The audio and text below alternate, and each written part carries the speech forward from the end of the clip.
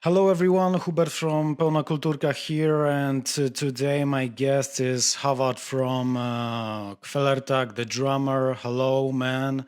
How are you? Hello, How was the I'm very, summer? very good. Yeah, nice to be here. The summer in Norway is quite good. Not so hot, and that's a good thing. All right, but in the way of playing shows, playing festivals, how was it for you guys? You know what? We have actually had a 1 year off from September last year till September this year. We only play one show this summer, and was the biggest festival in Norway Tons of rock. called Tons of Rock. The headliner was Guns N' Roses and us. So that was a very very special show to be able to play. So that was good. Yeah, really nice company to play with. Oh yeah, Okay, so you guys are releasing your new album, Endling. Am I spelling it right? Is it yeah. Endling? Endling, Uh, yeah. on September 8th. Mhm. And we already have three singles, but please tell me more about the records.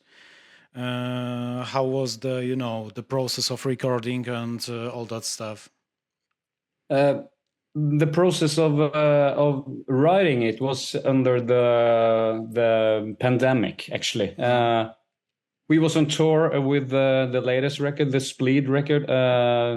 We was in Budapest, in Hungary, when we had to get our asses back home to Norway before they shut down the borders and everything. So we get chased by the COVID all around Europe, and then we had to go back home. And we didn't know how long this would take. The pandemic and everything. So being shut down and bored as hell. We had to do something. So um, we after a couple of months, maybe we find out that we had to do some writings. We had to stay focused and try to be a band, even if we couldn't play anything. Play shows. So from then on, it's been 2.5 years of working on this album. It's been a weird ride, because sometimes we couldn't work at all because we couldn't be together in one room.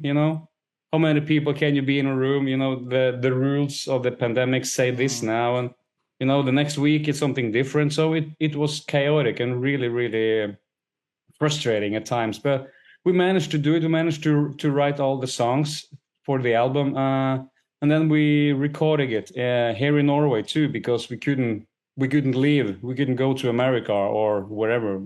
We had to record it here in Norway. So we were 3 weeks in a studio in Bergen, the west coast of Norway, and did it all there. Sure. As far as I know, you joined the band in 2019, right? Yeah, that's correct. And because that wasn't probably lucky time for you in the way of playing shows, because there was the pandemic. And how many shows you played with the band, and you're coming on the tours really soon, and how excited are you for that? I can't wait to go out on the road again. That's why I'm a musician, because I love to play concerts. And so yeah, the pandemic fucked up everything on the Split record. So, but last year we played a lot of shows, played many shows in the whole of Europe actually, and it was fantastic, really really great times. So I live for play concerts, and I live for play drums. So I can't wait to get back out on the road again. Sure. Let's get back to the album, or maybe Mhm. to the single, because my favorite from already released three singles is the title one, Endling. Mhm. Really catchy song. To be honest, it might be weird, but reminds me of old Polish classics, rock classics from the 80s. It Oh, got totally that vibe of these rock and punk rock songs. that's Uh, cool. yeah, really, classic bands from Poland. I Oh, I just, that idea came to my mind. What do you think about the song? It's cool to hear. I haven't heard that before. But that's one thing about this band, that I think we're doing so much different genres, that I think that people can hear whatever they want in the music. So it's cool to hear that you hear some Polish 80s music in it. For me, it's I think Endling. The song Endling is for me maybe the pop song maybe of the album. It's the most melodic.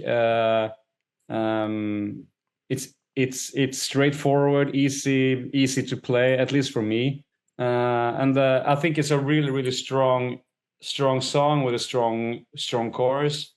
And I pretty much grew up listening to that kind of rock. Say what you have to say in 3 minutes. That's cool.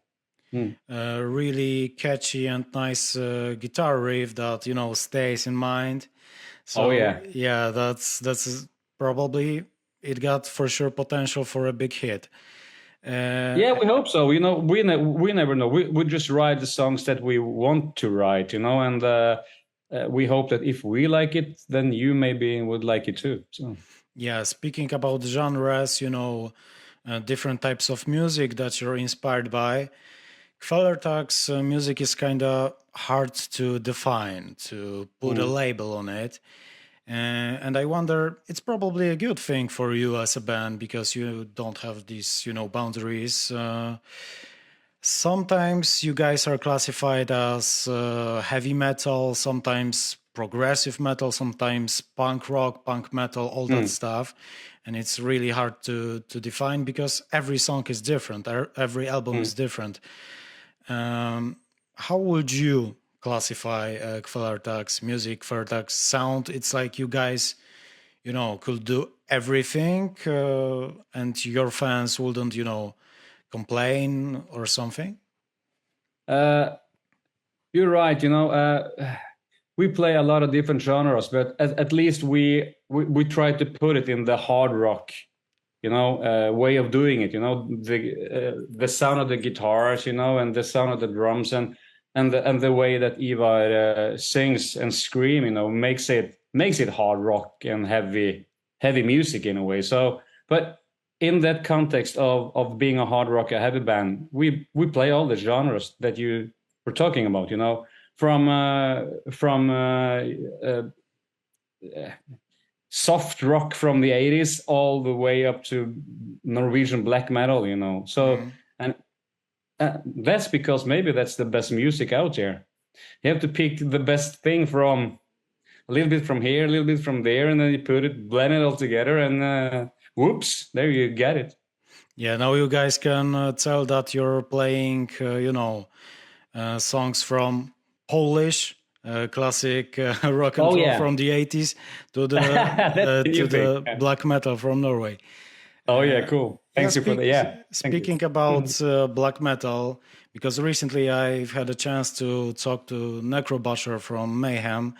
Oh, okay. How was that? That was pretty interesting conversation. I can assume, yeah. Okay, so I know you're in the band since 2019, but do you think that the black metal scene had, I would say, inspired Kvelertak's music since the beginnings, bands like Mayhem, Dark Throne, Immortal, and if it inspired you as a musician, as a kid maybe, living in Norway? Have you been listening to a lot of that black metal? How's your perspective for that right now? I can for sure say that it has inspired the band more than me. I am 10 years older than all the other guys, and where I grew up, we were listening to Kiss and AC/DC and Iron Maiden and Rolling Stones and The Who, 70s, 80s, 60s kind of stuff. So I don't think that I own a black metal record in my collection at all. Maybe I have a Venom record or something, but I haven't paid that much attention to it because Uh, I am more of a guy that likes it a bit more melodic. So when it's not that melodic, it's not that interesting to me. But I'm fascinated about the whole culture around it. Of course, I live in Norway. I know something about it, and I have, of course, seen it on the news, and I heard about it when it's been, a big spectacle about it. But the band is really it used to be a big part of the band, at least. On this record there are some black metal stuff going on here too. I have to play my ass off on some of the songs. They're really fast. And I haven't, before I joined this band, I have never played that kind of aggressive metal before. Pantera, Slayer was the hardest thing for me. So, but yeah, the tonality in some of the riffs that the black metal guys deliver, it's something that we used to do. We use those kind of tones in riffs all over the place. So yeah, it's a part of the band, definitely. Yeah, I think I can relate to your perspective for black metal because I'm a fan of the melody too, as you know. For example, him or Villavala, as you can see by my T-shirt. But the whole culture around that black metal scene from Norway, the movie Lords of Chaos, all that stuff is fascinating to watch, to read about it. There was a lot of bad stuff happening there, but we as a people probably like to watch, read this kind of stuff. So for me too, it's fascinating more this whole culture way. Okay, so let's jump to another question. Why there are so many rock and metal bands in Scandinavia, in your opinion? I have no idea. I've been asked that before. I don't know. Maybe it's dark the whole half the year. It's pitch dark. You can't see a thing. So maybe that's one thing. It's cold. We got nothing else to do. We can go to the beach. We have to stay in and practice and try to make some music. I don't know. And we have the Scandi rock scene too, with the fantastic Helicopters and bands like that. There are type of Scandinavian rock genres, and I love it. I think it's fantastic. But that band wouldn't be anything if it wasn't for Kiss. So if you listen to Helicopters, then you listen to Kiss, then you can see where they come from. So I don't know. I have no idea what's in this. What's in this in Norway? I can't ask you. I can't tell you. Sorry, I can't tell you. No. I haven't got an answer for it. I think somebody has to do some research about Definitely. it, write some good book, because it's a really interesting subject. I asked that other artists too, for example, the vocalist of Soen or Lauri from the Rasmus, and you know, that's kind of different perspectives for that. Joel from Soen told me something about the lullabies thing that mother to the people in Scandinavia are singing in, or something like that. And that could be. And it might transfer to the metal. I don't know. My mother sung to me when I was a kid, so yeah, that could be. Maybe. Kvelertak supported really big bands in their career, like Metallica or Ghost on their tours, but I think you haven't been in the band then yet. But no, that's correct. Around a year ago, you guys, as far as I know, supported Judas Priest. Yeah. And obviously shared your stage on festivals with many legendary bands. As you said, for example, about this year, Stones of Rock sharing the stage with Guns N' Roses and the other. Do you have some special memories from playing with these legendary bands? It's for me, as I told you, I was born in 1977, so I'm a child of the 80s. the 80s hard rock and metal scene was fantastic. Judas Priest, Iron Maiden, Metallica, all these bands were, make their best work at that point, you know. So for me to share stage with Judas Priest was a dream come true, you know. One of the reasons when I said yes to join this band, actually, because we get some great opportunities to play with heroes of us, you know, and share stage with Mastodon as well was fantastic. You know, they're a fantastic band. So it's unbelievable, you know. You know, playing our own shows as a headliner is the best thing, you know, because we can do whatever we want, and we have the stage for ourselves, and you know, have sound check for as long as you want, and but to go around backstage and say hello to Rob Halford from Judas Priest, it's a cool thing, you know. It's a really, really cool thing, you know. And I'm a huge fan, so I can't say anything to them also, you know. I just have to stand quiet in a corner and just try to behave in some way. So yeah, it's a cool thing, and the metal community it's really cool to each other, you know. Bands are really cool. I think it's a good place to be, climbing the ladder, you know, see how the big bands are doing.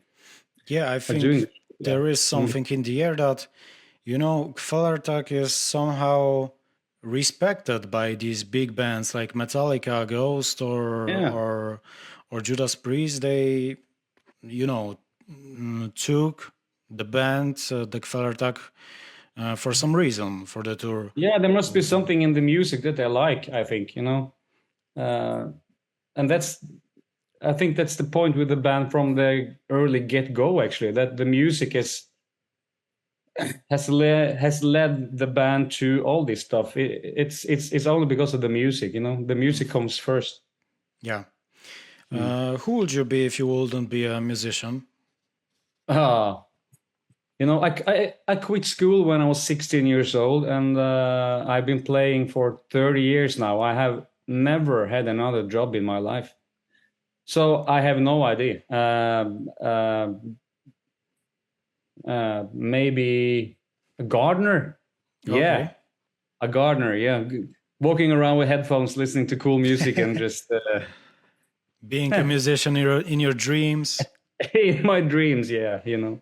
I had no idea. You know, I think I've decided for very, very early on that I wanted to be a drummer and play music, and I love to be in a band too. You know, being a part of a band is a fantastic thing. Yeah, you know, being a musician is one thing, but being a listener is another. We all listen to the music, and I'm curious, how do you listen to music these days? Is it just streaming, or maybe you have some special rituals, like, you know, you're sitting in your home, you're putting the vinyl on, and maybe you collect some vinyl CDs or something like that? Yeah, I collect physically, so I have a lot of vinyls, and I have CDs too. And when I'm on tour or when I'm outside of this city I'm living, I try to go to the secondhand store and look for cheap vinyls all the time. It's a cool thing to do. So I listen a lot to music on the vinyl, and of course I use Spotify as well. When I try to catch up with the stuff that's going on now, and going back, you know, because you can't you can't own all the music. You have to you have to decide what to buy. So, but I haven't got any rituals, you know. I have kids. I have two twins, 5-year-old girls.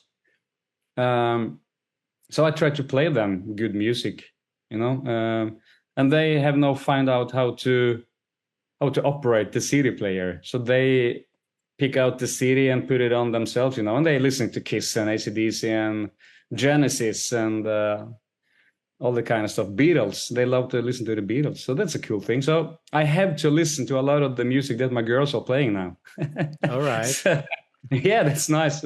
So for now, they're playing good music. So keep our fingers crossed when they get 14 years old or something. Yeah. For sure.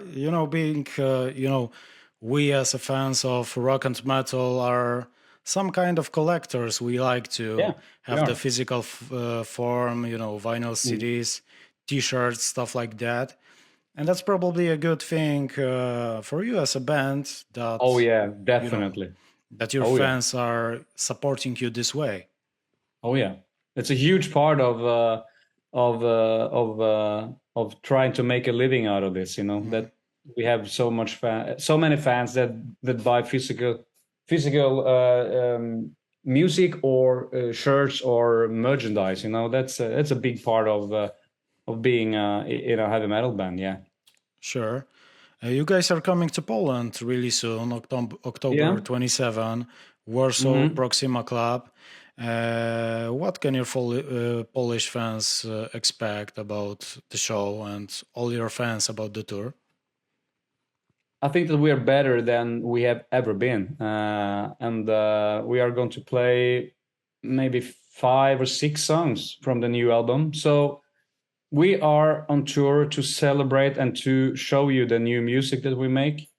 And of course, some hits from all the other records too. But we are here to show you the new material that we have made. So it's I think I think that we become better and better every year, actually, because we get more and more training, and this lineup of the band has get another year under the belt. So to be on stage with Håvard, he is a fantastic frontman. So I can just sit there, relax, and play my drums and look at him. He's unique. He's unbelievable. So it's a fantastic band to be a part of, I have to tell you. Yeah. All right. How is it for you as a musician to be back home after the great tour? Is it something hard, or maybe because there's a lot of emotions, adrenaline going on the tour, and it's probably hard when you're back in your house and you need a couple of days on your own, maybe to just acclimatize, try to find your space back home again, because everything is the home that you left isn't the same home that you're coming back to either, because the kids are grown in a way that, so you have to learn the new routine back home, especially for me, because I have kids and everything. So we aren't on a tour that lasted a year or so, try to figure out how that's going to be, if you haven't seen your family in a year and you just walk in the door again, that must be hard. But a month here and there, it's no problem. It's we're all used to it. So, but you have to be a bit humble when you come back home, not here I am again, try to take it a bit easy, for everybody's sake. Yeah, you told me a lot about the classic that you've been listening to, but I'm curious if do you see any promising young bands on the rock and metal scene right now?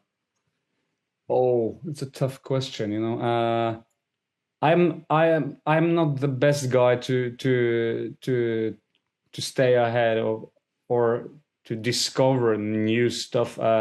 There's so much old music that I haven't listened to yet, so I'm guilty of that. Yeah, I have to say that. No, we are bringing we're bringing a group in Norway with teenagers out on their first tour. Okay. They're 16, 17, 18 years old. Wow. So they are fantastic. So that's cool. But I'm an old fart, 46 years old. I'm just listening to older and older music every time,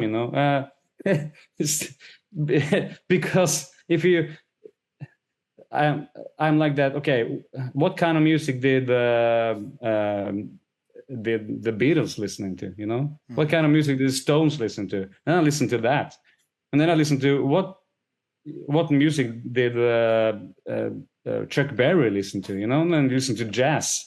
So I sit and listen to jazz, you know, for hours and hours. So yeah, Yeah. there you got it. Do you have any, I would say, drum heroes that inspired you the most? The idols, maybe? Oh yeah, many. There's the classic ones, you know. I'm a super fan of Ian Pacey from Deep Purple. I think he's maybe the best one. And of course, maybe the drummers that I like the most is the drummers that play in the band that I like the most. You know, I love AC/DC, and because of that, I think that that Phil Rudd is an unbelievable drummer. You know, but he doesn't do that much. You know, but he's playing absolutely what the song needs. And the older I get, you know, the more important it is to play for the song and not to be a flashy guy that can play all over the place. So you know, Nico McBrain from Iron Maiden is a fantastic. Clive Burr from the first three Iron Maiden albums is maybe my favorite Maiden drummer. And Vinny Appice from Dio and Black Sabbath and everything. He is just unbelievable. Maybe the best metal guy out there, hard rock metal guy. And I like the drummers that I like the most are the drummers that came from the maybe more of the classic rock, the jazz area of playing drums. You know, they swing in a much cooler way than if you just have been listening to heavy metal or metal music your whole life. Then you become much more stiffer. Yeah. So in my mind, I think that's to put a little bit of rock and roll in it. That's good. Okay. What's the hardest and what's the best part of being a drummer? The hardest and the best part? The hardest part is that you have to be physically in good shape all the time. I don't drink before I play, at least with Kvelertak. So I have to watch out for myself what I do the day before a show. You know, I can't sit on the bus and drink till 8 o'clock in the morning. Hangover as fuck. You know, I have to take care of myself because it's so physically demanding playing that kind of music. And that is maybe the best part too, that when you feel good, it's good to feel good, you know? So when I'm top of myself, I feel 100%. I'm confident in what I'm doing. It's easy to play drums. Then it's cool. Then it's the best feeling in the world to just sit in the best seat in the house, watch the band play and watch the audience. It's an unbelievable feeling. But being hangover and play drums, it's the worst thing in the world. Be on top of your game and in physically good shape and play drums, it's the best thing ever. So maybe the best and the worst in Yeah, okay. So you have to be in a good shape, in a good physical form. Okay. Yeah, at least for me, you know, I'm nearly 50 years old, so Okay. when I was 25, I could do whatever, you know. Yeah, for And sure. if you read interviews with Lars Ulrich from Metallica, he's extreme now. You know, he has to eat his tofu at that o'clock, and you know, he has to do that and do that. You know, so the older you get, the worse it's going to be. You know. Okay. So for the end, maybe what would be your advice for the young drummers that are beginning their careers now? You know, as the perspective from the drummer, for being a drummer for many years. You know, if you wanted to make it as a musician, you have to love it 100%. You have to love play your instrument. You have to dig it, and you have to have no plan B. No plan B at all. Just go for it, you know, because if you have a safety net, then you're going to have to use it. because sooner or later this is going to be really tough, and you're going to be broke as hell. You're going to have no money. You have to play in a fucking wedding to make a living or something, you know. And if you have a safety net, then you're going to use it. So don't have a safety net, don't have a plan B, just go for it with all you got for years and years and years and years. And just play, have a good time, play, study the way that you wanted to play. I can't read music, you know, I haven't taken a lesson from anybody. I just play because I love it, and I listen to music, and I'm a drum nerd. I watch drummers play on YouTube all the time. You know, I'm just really fascinated about the instrument, and I love music. You know, I'm as big as a music fan that you are. You know. Yeah. So it's a tough competition out there. So you have to just give all you got, and cross your fingers that you get lucky one day. Great advice for the end. Thank you so much, Håvard, for this. Thank you so much. Amazing it conversation. Was nice. Yeah, nice talking to you. And do we see you at the show in Poland? Yeah, I try to be there. Cool, fantastic. But great. I have pretty long journey to Warsaw. Okay, yeah, okay. Maybe not so long, 3-4 hours in the train, but you know, I try to be there. Because cool. I would like to see you guys because you played on Mystic Festival last year. Oh, yeah. I haven't been there, unfortunately, but I was there this year. So really hope I'm gonna see you on the road. Yeah, cool. Thank you very much. And nice talking to you. Great. Thank you so much. All the best for you with the album release, with the tour. All the best. Thank you so much once again. Thank you. Yeah. All right. See you later. Bye-bye. Bye-bye. Bye-bye.